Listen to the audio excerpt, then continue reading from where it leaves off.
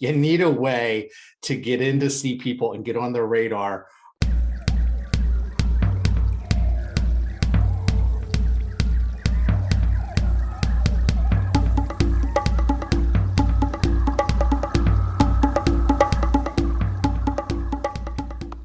How you doing? How you doing? Welcome back to the Wild Business Growth Podcast. This is your place to hear from a new entrepreneur every single Wednesday morning who's turning wild ideas into wild growth. I'm your host, Max Branstetter, founder and podcast producer at MaxPodcasting. And you can email me at max@maxpodcasting.com to save time with your high-quality podcast. This is episode 1 to the 8 to the 3, and today's guest is Gerry Moran. Gerry is the founder and principal of Marketingthink, an excellent marketing thinker himself, an executive in the social media, digital marketing space, as well as a social media advisor. And he's spent time at places like HBO, SAP, IKEA, Purina, and Kodak. In this episode, we talked how to actually be effective with your social media marketing, not just waste your time, which can certainly happen. We chat what you can apply to your business from what Gerry learned at those awesome brands and companies, and we wrap up with a very special rapid fire beer version, because Gerry is a fellow craft beer enthusiast magician. It is Hello Gerry. Enjoy the show. Alrighty, we are here with Gerry Moran, aka Jerry Seinfeld. No, I'm just kidding. Had to mess with you. Had to mess with you there, Gerry. But Gerry, a just wonderful, bright marketing thinker, Marketingthink, and super creative mind in the world of social media and social media strategy. Gerry, how you doing today? Max, awesome to be here. I'm doing really well. Perfect. So we're gonna get through your hit sitcom of the '90s.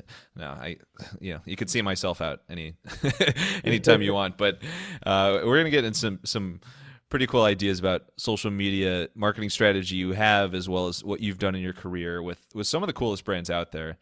And I actually want to start there because my fiance Dana and I are huge fans of HBO. Like, the amount of shows we've watched on HBO is I don't know, they'll probably just end up suing us because we've watched so much of it. That's how it works, right? You spent several years at HBO in pretty awesome marketing roles. What's the biggest thing that you took away from your career at HBO? My biggest thing I took away is actually I got Bobby Bacala to introduce me to Silvio, and No way. from that. And from that, I had Springsteen tickets for about 5 years behind stage, but that's more of a personal note. Well, yeah, okay, but we have to stay there for a little bit. Holy cow! How how do you get into this situation in the first place that Bobby Bacala is introducing you to? How do you even get into that magic of tickets and Springsteen and Sopranos characters in the first place? Yeah, it was interesting. We had taken Bobby Bacala, Steve Shrippa, and he's on one of those Friday night shows now, Blue Bloods, I think. We took him around to our clients to introduce him to talent from The Sopranos. And I had to leave him at a client to say, I have to go pick up my Stones tickets, because it was the 40 Licks tour at the time. I had to go pick up my Stones tickets at the Four Seasons. And I said, man, I would give these tickets up for anything, because it was like the first time in my life I'd been sold out of a Springsteen concert. And we've seen him 70 or 75 times. And he said, Gerry, I'll introduce you to my friend Steve. And it's like, Steve Van Zandt? I said, sure. And then it sort of happened from there. So it was a pretty cool experience. And being back, I've sat next to Susan Sarandon and Tim Robbins at Springsteen concerts. I've been behind stage. It's pretty cool. So I knew you worked at HBO, but I did not know that you literally hung out with the Sopranos cast. Hung out with the Sopranos cast, from Artie Bucco to Johnny Sack to, Bubbles from The Wire. I've met a lot of people. Oh my God. Bubs, those are two of my favorite shows of all time there. But one, House of Food at Artie's Restaurant. Two, Bubs, did you ever hang out with them as he was doing the shopping cart? No, I'm just kidding.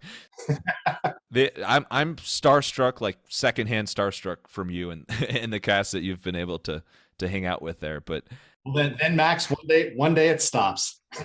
exactly, and then just all goes out the window, and then you switch to another streaming service. No, I'm just kidding. These are actors and actresses and TV characters that, in hindsight, are some of the most famous of all time. What was the like the vibes or the atmosphere around these shows and these personnel at the time that these were live and making new shows? HBO's hasn't been around forever. And if you go back, when I was there, it was pretty entrepreneurial and pretty startup. And so working with the stars, having the stars there, hey, can you bring these stars by, really helped, I guess you could say, grease the skids for getting the marketing job done. So back in the day, HBO today is so much different than it was HBO back in the 80s, where it was pretty much a startup. It was about distribution. It was going into the cities like Philadelphia and Boston and New York to get distribution. So you had your budget of $10 million to buy direct response TV, and to buy direct mail and all those things, because the internet really wasn't around then.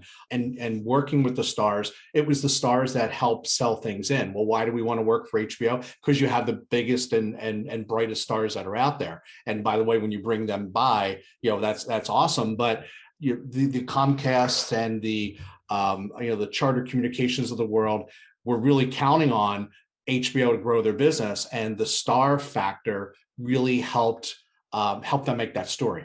I like how HBO as a startup or HBO entrepreneurial. I never thought about it that way, because I've only thought about it really from the entertainment side. But obviously, behind the scenes, there's an incredible marketing and incredible business story there. What's the thing that you accomplished at HBO besides the Bobby Bacala and Sylvia story that you're most proud about as a marketer? It was looking at the business. It was helping the client become successful. So in a way, even though it was a B2C place, it was almost like a B2B model. We were selling product to people that were selling it directly to the consumer. And it was bringing a quantitative sensibility to the whole process, to people, help them understand subscriber rates, subscriber disconnects, switches, downgrades, things like that, to help them become a little more quantitative with using the service to build their business. So for instance, if I did this type of television campaign, or just this type of direct mail campaign, or some sort of sales incentive type of thing, we could show, well, this is going to increase your acquisition rate, or this was going to decrease your disconnect rate. And with that sort of quantitative approach, it helped us use the right creative and the right approach to the business. So let's get to what you've made a name for yourself throughout your career, both with major companies and consulting for major companies and all sorts of different lines of business here. I mean, we mentioned HBO, but you've also worked with SAP, IKEA. You started out as a copier sales rep for Kodak. So how about that? That's an awesome blast from the past there. Before we get into social media stuff, is there a lesson from selling copiers that still sticks with you to this day? Oh man, that's a great question. One of the biggest things I learned from selling copiers was that cold calling is awful. So you need a way, to get in to see people and get on their radar without cold calling. And that sort of manifests today because I do a lot of social selling enablement. But the other thing that really sticks with me, and I think this person has passed on to selling copiers upstairs, is that keep things short, sweet, and to the point. Be as concise as possible, but as compelling as possible. Because one of my first stories out of selling copiers was my first proposals were 15, 20 pages long. And then the guy who sold the most copiers in the office said, what are you doing? It just put it on one page. And that truly sticks to me to this day, years and years later. What the hell are you doing? You're just getting into all sorts of trouble, and then you're hanging out with all of Tony's friends. Speaking of copying, one thing that's probably not good to do on social media is copy word for word exactly what everybody else is doing. But I want to take us into this social media ballpark here. So you are, we'll call you an expert in social media strategy. I'll take that. Yeah, exactly. Savant would work. Nice. That way, I can't pronounce that, but sure.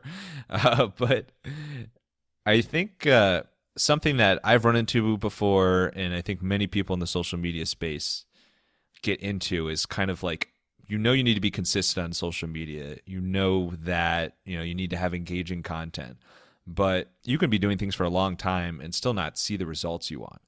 From your perspective and your kind of history in this space, what are some things you can do to set a really solid strategy for social media content that actually can lead to results if you do it right in the long term? Yeah, great question. The idea of a operating model, as consultant-ish as that sounds, is a really good thing. So think of it like a blueprint. And really all what an operating model is these are the 10 things that basically the 10 gears in the social media machine. These are the 10 ways that the whole program works. And you sort of scratch your head, well, what does that mean when I just have to get a tweet up there or a LinkedIn post or a YouTube video? But in an organization, small or large, whether you're a 100-person organization or a 300,000 person organization, which I just came from with Cognizant, is the idea of governance, then the idea of listening, setting goals, creating content, managing the channels, getting your execs there, setting up a center of excellence, running campaigns, creating all of that. All requires a different either skill set or steps to get done.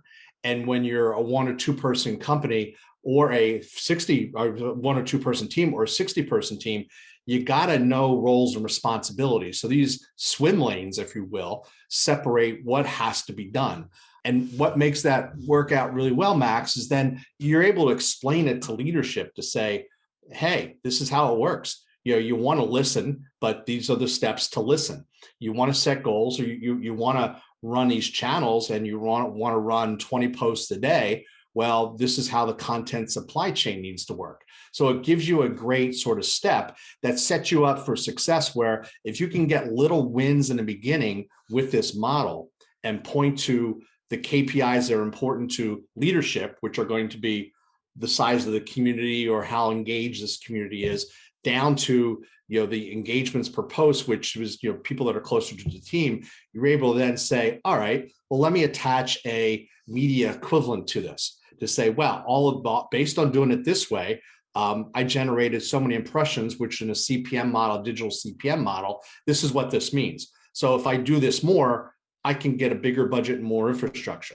Or if I can point out, everyone's sort of doing their own thing and it's really hurting the brand. And because these 5 people or 500 people are putting up their own post, they're really hurting the brand. And in that sort of same ROI or media equivalence, this is how much it's hurting the brand. So let me scare you. So, create that holy shit moment, if you will, that this is how we need to do things differently. And then, it lets you set up a good, better, best. Lights are on now. This is how we move to good. This is how we move the better. This is how we move the best, just to show you what it's going to cost and the impact you can expect from your investment in that. You can scare me all day and all night long, Gerry. Go for it. It's happy Halloween. I love the clarity there, that you need to be super clear out of the gate in order to establish, when you're establishing this blueprint or this operating model. What would you say are the most important things to nail down right out of the gate with this operating model? It's going to be, there's goals and their objectives. And the way that I sort of split it out are the objectives are the uber things that you're trying to do. The goals are, measurable, attainable, all those SMART goals things. But I think being clear what the objectives is going to be a great start. Then it's matching the strategy. Well, how are you going to do that? What's the tone? What's the type of content?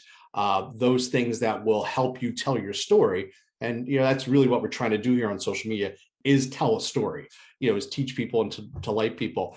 And then the third point is just to socialize it, being able to package it up. So here are the objectives. This is how we're getting there. Now walking around and socializing it from the CEO down to the salesperson. So if we're all singing off the same songbook, it's a heck of a lot easier.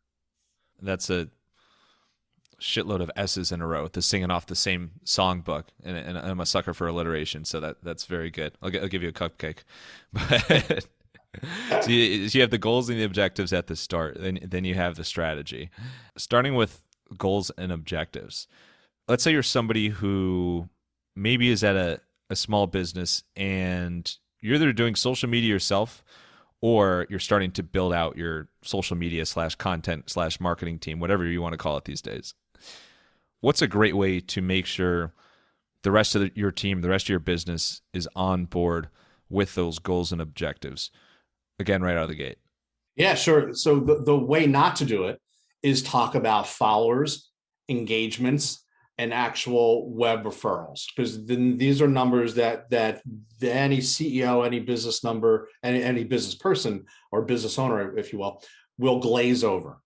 The way to do it in an alliterative way, since you do like alliteration, is please keep going.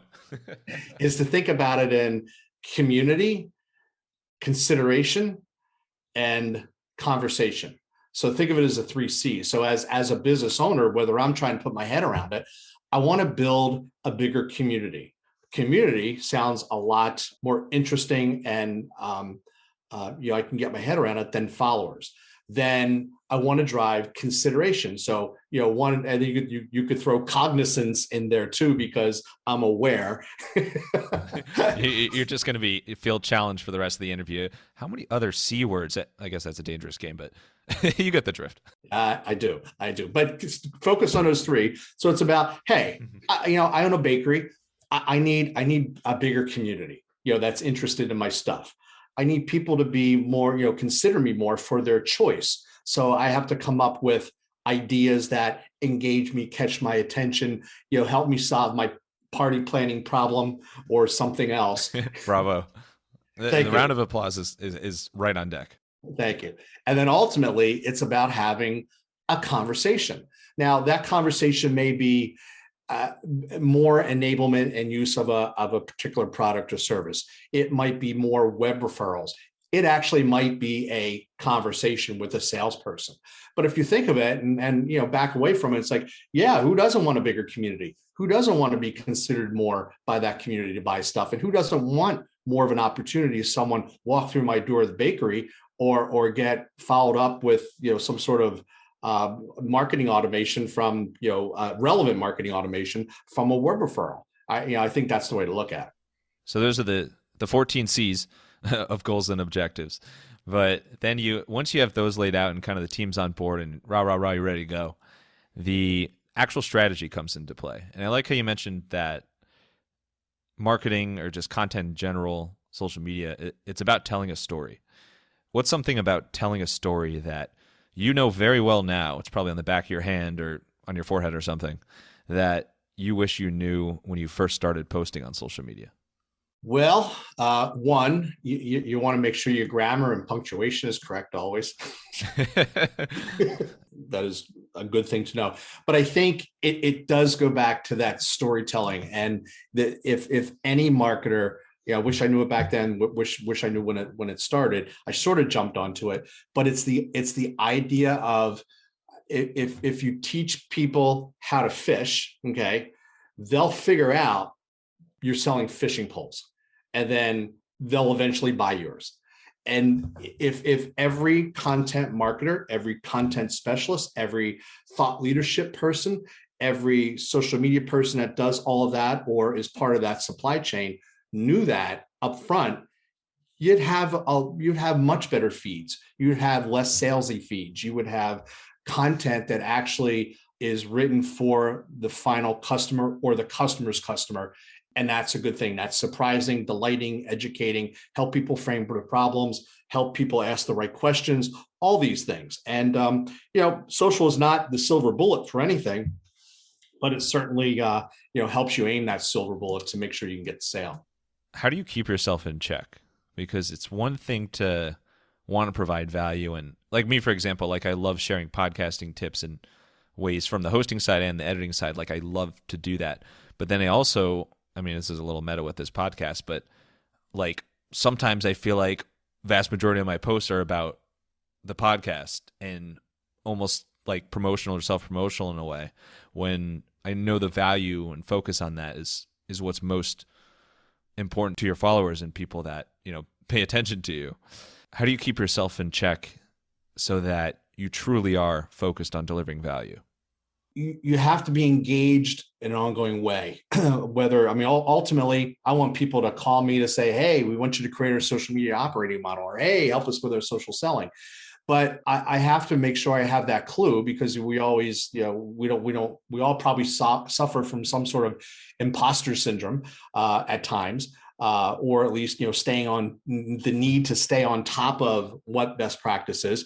But I engage on a regular basis, and anymore I've drifted toward LinkedIn, and I post, and I have conversations, and I put up a lot of polls, and I put things that inspire some sort of comment back, so I can go back and forth, and then I can be proven right or wrong in my approach with my particular community. Sometimes I'm called on it. Like I got called on a slide that I put up on my LinkedIn profile that the headline was "Social Media Playbooks Help You Get Shit Done," and then I got called on it to say, "How dare you use the word shit?" Yeah, it's like, I'm sorry. I was just very frustrated that day. I couldn't take your shit. and my point of view, sometimes I'm wrong, and sometimes maybe I wasn't clear, so I use that. And then I also I use my partner to bounce things off, and she'll say you're full of shit, or she'll say it's not as clear. I think that's the definition of a great partner, by the way. Somebody who's not afraid to tell you that. Yeah, personally, I don't want to be told how good I am with something. I want to show me where the cracks are, because I want to put out a message that adds value, or a strong deliverable for a client that does the trick. I don't want to fake it. I want to add as much value as possible. So I use that group. Well, Gerry, you suck. You're full of shit. I'm never going to say anything positive about you again, just for your benefit. But I really like that nugget there of keeping the conversation going and engaging with people who follow you, because it's true. I think a lot of us get, and myself definitely guilty again, get in this trap of kind of just posting one-dimensional stuff, when these platforms, LinkedIn is growing like crazy with this, but historically Twitter as well, and now you can do it anywhere, but are so great to ask questions, to post polls, to share slides like you did, but like to shape things in terms of keeping the conversation going. In addition to the actual structure, like if you're doing a poll, for example, what's a great way to inspire or spark that conversation continuation? There we go again. Yeah. So you know what? There's always a number involved, and there's always a fact. So the polls themselves, spark conversation. And I actually always wrap a poll in a fact. And there's probably very few posts that I've ever had that doesn't have a number, and then provide my take on that number, or my point of view, and then a little bit of hands-on experience. So whether it's showing an infographic or a chart, something that adds value to your life, you stop by my part in the feed, you've paused, you've looked at it. Did I learn something from it? A number is one thing, but a number with a point of view to help give you a deeper understanding of, does this make sense for you? That always inspires a lot of conversation, or at least a lot with the right people. And again, keeps my perspective and my relevance sharp. And you teed this up perfectly. What is the number one-line word of advice you would say about social media strategy that you've learned in your career? Insight, period. Another word would be storytelling, period, and value add, period. 3 periods in a row. The 3 periods of Gerry. We're going to put it on like a stone slate or something, but awesome. Speaking of 3 things in a row, how about the 3 P's of podcasting? That's something I invented because I learned the letter P, and then I added it 3 times. Or is that twice? I don't know. But 3 P's of podcasting: planning, production, promotion. That is what I'm here to help you with Max Podcasting. Email me at max@maxpodcasting.com to save time with your high-quality podcasts, whether you need help on the planning side, you need some help on the editing side, or there's some marketing elements that you'd love help bringing to life. Hit me up at max@maxpodcasting.com. Now, let's talk Springsteen because Gerry likes Springsteen. So let's switch gears a little bit. Let's get to Gerry as a person. And I don't know why I'm talking about you in third person or second person. I don't know what that is. Let's get to you as a person, Gerry, and how you stay inspired, how you stay creative. On the hobby side, I know that you, as kind of unprovoked, you mentioned in this interview, you're a huge Springsteen fan. When did this Springsteen fandom start for you? I would say 1978, right between the Darkness and right before the Darkness album came out was when I started the Springsteen stuff. And what is it that has kept you such a huge Springsteen head, as I'm sure it's specifically called, to this day? Yeah, again, it goes to the great storytelling. It goes to where I went to school, where everyone else, I went to St. Bonaventure University up in Olean, New York, and I went to school, and everyone else were Springsteen heads, if you will. And just everyone I sort of hung with, enjoyed it, and we all listened to it. And, it was inspiring. Before every test at school, I used to play Thunder Road, and, then it got me to where I needed to be. Other than Thunder Road, what would you say is your favorite song of all time? Springsteen song. Yeah, other than Thunder Road, probably She's the One would be my next one. Well, She's the One. In addition to Springsteen music fandom, what is your favorite way to take a step back and come up with creative ideas? Well, it's a lot of reading, and it's a lot of it actually comes from hands-on reading, whether it's a magazine or the Wall Street Journal or the local Philly newspaper or the Wired magazine or the Fast Company or Inc.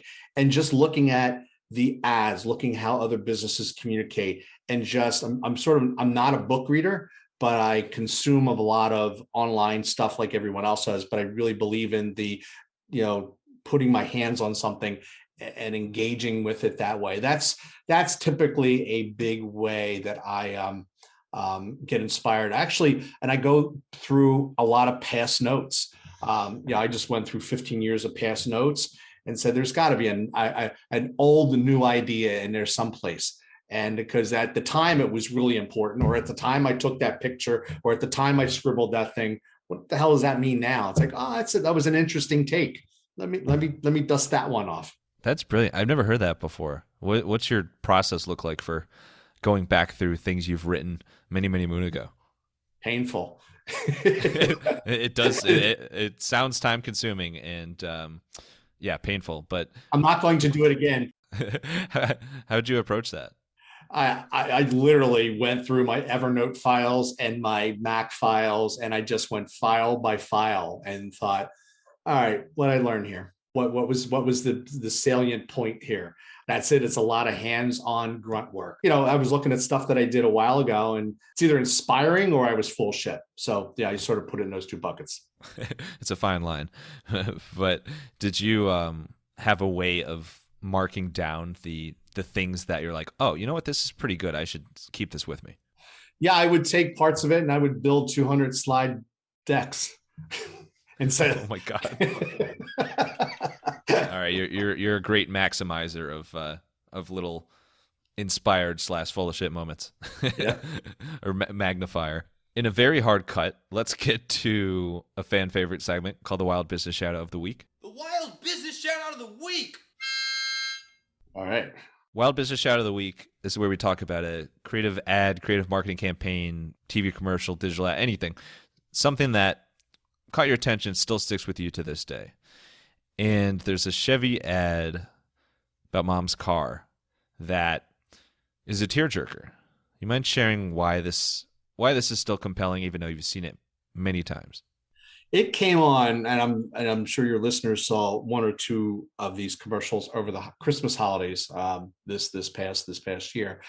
It tells a heart, like anything else, it tells a heart tugging story a guy whose wife had passed on, but her broken car is in the garage, and every time he would sit in it once a year and try to start it up and look at the photo on the top, and then his daughter gets the car fixed. And then he was so happy, and you just saw it coming, but it was telling a story. That's it. It's a story. I mean, it's clever, but it's sort of a long format. There's other great short format stories out there, but this one does a great job, and it's set up where they could have had user generated content for people coming in, but they didn't. It worked in a 15-second format, 30-second format, 60 and 90-second format, I believe. So that's why it worked really well. And ultimately, did they sell more cars? I'm sure that was their goal, but it goes back to that one saying, if you teach people that, how to fish, they'll figure out that you're selling, fishing poles. In this case, if you teach people about the emotional connection to a car, and everyone does that, but this was an interesting way in, they're hoping to sell more cars, or at least, hey, we should check that out. And ultimately, that's that conversation that people want to have. This area of sad or heartwarming, heartstring pulling ads fascinates me because it's such a difficult thing to get right. And when you think about like Super Bowl commercials, for example, it's like, I feel like vast majority of people love the comedy commercials when it works. And then there's the heartwarming ones that if you nail it, it's like, it could be huge wins on the advertising side. But portraying stuff that's sad or just even a little bit depressing, I mean, it brings people down. So it's like a very tricky thing there. What do you think works well when ads like this have a sad note to them, but are still have a positive output overall? Bucket the sadness types of ad is into two parts. So the one part with what Chevy did, there was a happy ending. There was like, ooh, this was good. there was teamwork, there was community, the people helped fix the car. It worked out well. What the sad part, if you think of think of the commercials about saving the elephants or saving the pets, the cold shaking dog, in the cage, that's very sad. I've always thought, well, someone's filming that cold shaking dog. Won't someone throw a blanket on it while they're actually filming it? And it won't be so sad. You've caught onto the behind the scenes. It's I guess it's the motivator, and what makes it work or what doesn't. It's so sad that I want to give, but from a bigger product perspective, I guess it's about turning it around, and here's the happy ending, and then now I have a better perception of the brand, would be my guess or my feeling. Yeah, I think no, you're completely wrong. No, I'm just kidding. It's such a tricky thing to get right, but if you make it so it's bittersweet and the bitter part is up front and it ends with the sweet, I think it's much more likely to be memorable and people be okay with it. You can't have something that's just so negative and depressing that people are like, wow, this just missed. I'm just setting up incredibly poor segues today. So here we are. But let's go from the sad and depressing to the unusual. So we're going to get into some unusual pet peeves, quirks, weird talents you have.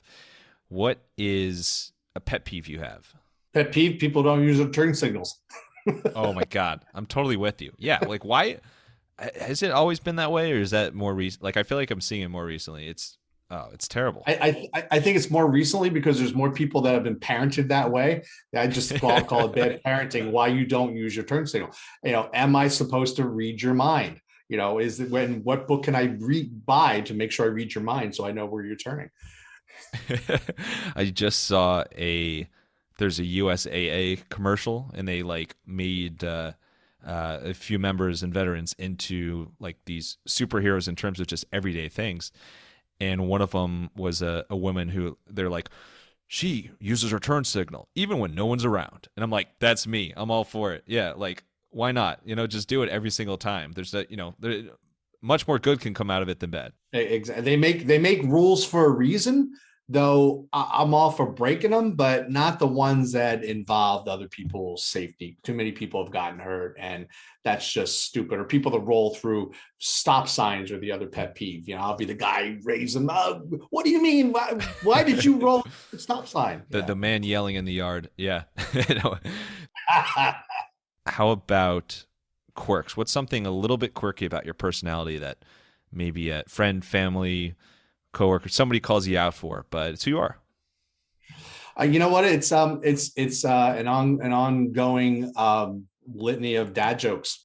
I mean, you can literally, I will shut up and you can do like 40 in a row if you want. Like I have no limit with dad jokes, but I'm all for it. Yeah, dad jokes are great, and I'll even do them to people that aren't kids. I'll do it to my kids, but everything from so one of my favorite dad jokes is Tampa Bay was just playing football, and did you know that Tampa Bay is the only football team that sells corn on the cob in the stadium? Did you know that? No, I didn't. I feel like there might be they sell it for a buck a year. Yeah, they sell it for a buck. Oh my god! I knew what was coming. I didn't know that was coming. I knew something was coming. But that's fantastic. I mean, the fact that you worked corn into a corny joke, I think, stands on its own. So nice, bravo, yes. Using the TB12 method. And then how about weird talents? What's something that you're really talented at that has literally no impact on your business career, but you got a knack for it? I'm a loud sneezer, Max. I'm the world's loudest sneezer. Oh man, I wish I typically, if somebody sneezes during this recording, I'll take it out. But I'm really hoping you sneeze as we wrap up here, because that would be actually, if we do, I'm going to edit down the volume by like 100. It's room shaking the loudness of the sneeze. Is this are you the kind of sneezer where you do it in public and like everybody like drops their lunch and looks over like, what the heck just happened? Yes, and I get chastised by my significant other. So let's sneeze our way to a special edition rapid fire Q&A, the beer version, as you are the infamous Beercationer. So we're going to crack open all sorts of different beers here, but only beer focused questions for this. You ready? It'll be a good use case, huh? Exactly. Yeah, it's a use 6-pack. Awesome. Shoot. All right, let's get wild. Let's I guess get drunk. If you had a death sentence and you were in line for the electric chair, with the last meal they granted you one beer, it could be any beer in the world, what would you choose for that beer? I would choose any one of the double IPAs from Other Half Brewing. Oh, Brooklyn, right? Based in Brooklyn, facilities in DC and outside of Rochester, and soon to be opening a Philadelphia brewery. So that's what I would choose right now.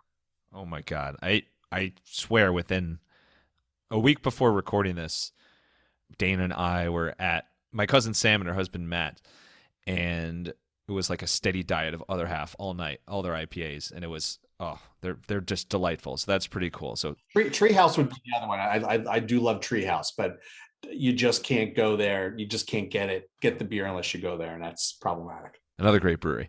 Speaking of brewery, what is the coolest, like hands down coolest brewery you've ever been to in person? Actually, to segue off of that last answer, Treehouse up in right outside of Worcester.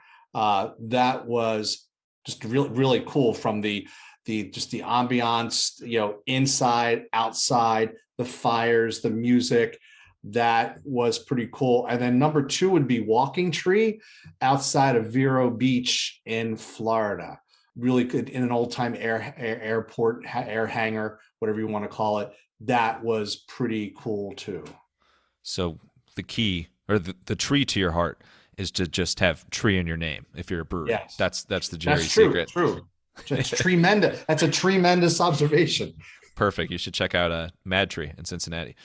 And then what is your favorite beer city of all time or brewery city of all time? That is a tie between Asheville and Portland, Maine. Oh my God. Yeah, absolutely. Well, I've been wanting to go to Portland, Maine. I'm sure we'll get there at some point, but Asheville we were at last year, at the time recording last year, kind of as it was turning from winter to spring, with all shout out all the Gottdieners, but it's just such a beautiful town and so fun from a beer standpoint. Absolutely. But I'm excited to get to Portland as well. What is the highest alcohol content beer you've ever had?